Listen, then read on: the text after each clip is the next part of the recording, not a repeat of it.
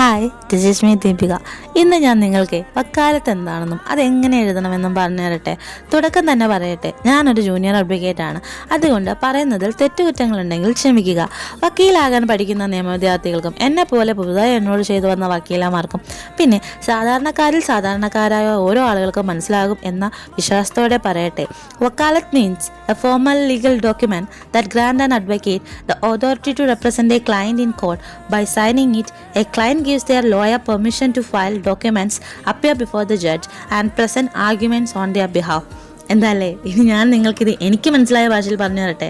വക്കാലത്ത് എന്നത് ഒരു കേസ് കൈകാര്യം ചെയ്യാൻ ഒരു അഡ്വക്കേറ്റിനെ അധികാരപ്പെടുത്തുന്ന രേഖയാണ്. കോടതിയിൽ നിങ്ങളുടെ ബിഹാഫിൽ അഡ്വക്കേറ്റ് ഹാജരാകാൻ ഇത് ആവശ്യമാണ്.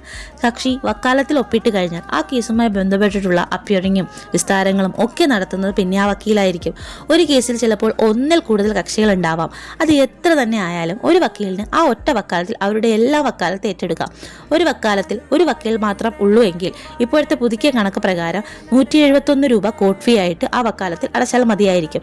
ഇനി ഈ 171 രൂപ കോർട്ട് ഫീ എന്തൊക്കെയാണെന്നോ അത് വക്കാലത്തിന്റെ ഫോർമാറ്റ് കാണിച്ചു തരുമ്പോൾ വ്യക്തമായി പറഞ്ഞു തരാം. ഇപ്പോൾ ഇത്രയേ ഉള്ളൂ. Tata, bye bye.